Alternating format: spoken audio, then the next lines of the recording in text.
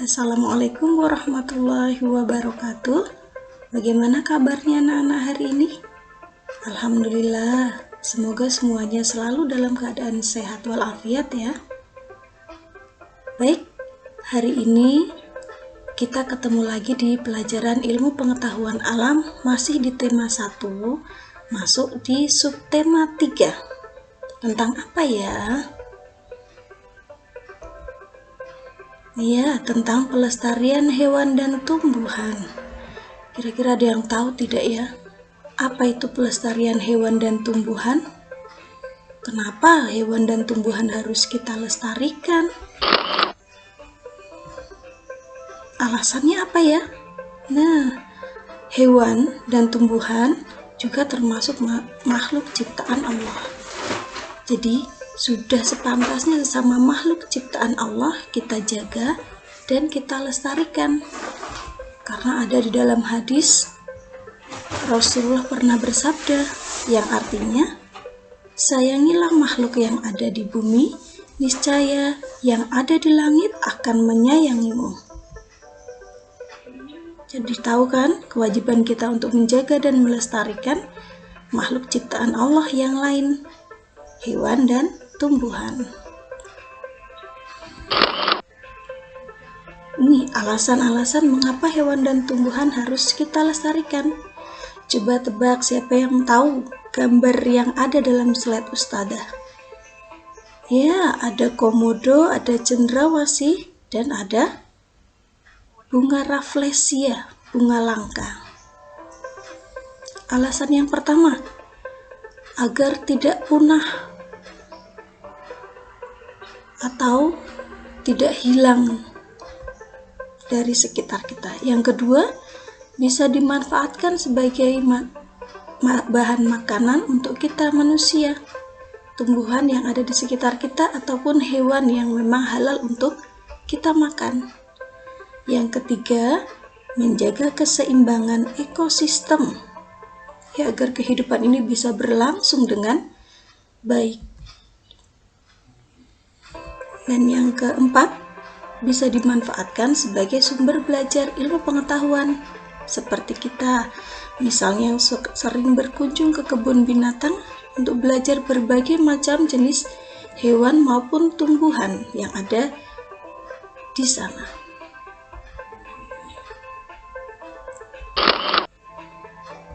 Selanjutnya, bagaimana ya cara atau upaya pelestarian hewan dan tumbuhan yang ada di sekitar kita, terutama tumbuhan dan hewan-hewan langka?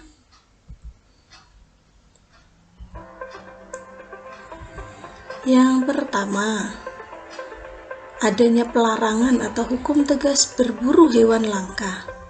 Ini biasanya termasuk atau tertulis di dalam peraturan perundang-undangan. Yuk, siapa yang di rumahnya memelihara hewan langka? Ada? Nih, kalau tidak ada dokumen-dokumen lengkap atau perizinan dari pemerintah, bisa masuk dalam perundang-undangan yang dilarang. Kemudian mengganti bahan yang bersumber dari hewan langka dengan bahan sintetis atau buatan. Semisal mereka-mereka yang suka mengoleksi gading gajah, bisa diganti dengan gading buatan atau sintetis, tanpa harus berburu gajah itu sendiri. Kemudian melarang illegal logging atau penebangan liar. Pohon-pohon yang sudah ditebang itu juga harus melalui prosedur yang benar, tidak asal sembarang tebang. Nah, ini sistem tebang pilih, memilih pohon yang memang sudah berumur siap untuk ditebang. Dan yang terakhir, reboisasi atau penghijauan. Ketika hutan tadi sudah ditebang sebagian pohonnya, harus ada reboisasi atau penghijauan atau penanaman hutan kembali agar hutan tersebut tidak gundul. Ini ada cara lain untuk melestarikan hewan dan tumbuhan langka, yaitu mendirikan tempat perlindungan hewan dan tumbuhan langka. Ada 3 cara. Yang pertama yaitu adanya Swaka Marga Satwa, yaitu tempat yang khusus melindungi hewan langka. Mungkin kalau di Indonesia itu di Taman Safari. Ya, ada beberapa hewan-hewan langka yang memang harus kita lestarikan dan memang tidak bisa hidup kalau di luar habitat atau tempat asli dari hidup hewan tersebut. Nah, itu gambar apa? Yang terakhir, cendrawasih, burung khas dari tanah Papua. Itu yang pertama, Swaka Marga Satwa.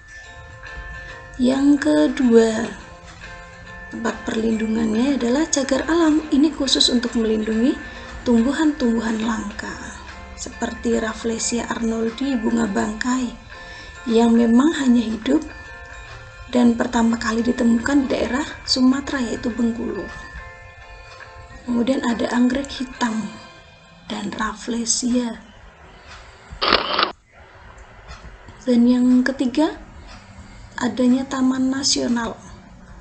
Taman Nasional ini melindungi hewan dan tumbuhan sekaligus. Contohnya, ya ini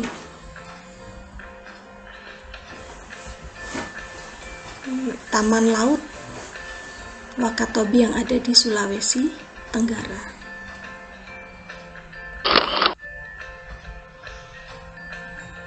Dan Masya Allah ya anak-anak, ternyata Allah maha sempurna ciptaannya dengan beraneka ragam hewan dan tumbuhan langkanya.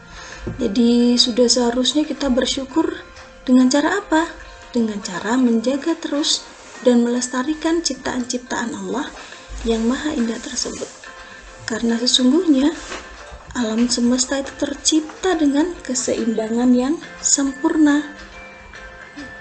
Jadi agar keseimbangan tadi tetap terjaga dan terawat, kita wajib untuk menjaga dan melestarikannya.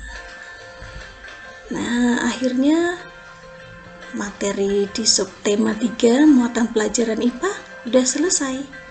Mudah-mudahan apa yang kita bahas hari ini tentang pelestarian hewan dan tumbuhan bisa memberikan kita wawasan untuk lebih menjaga dan lebih berhati-hati untuk melestarikan hewan dan tumbuhan yang ada di sekitar kita.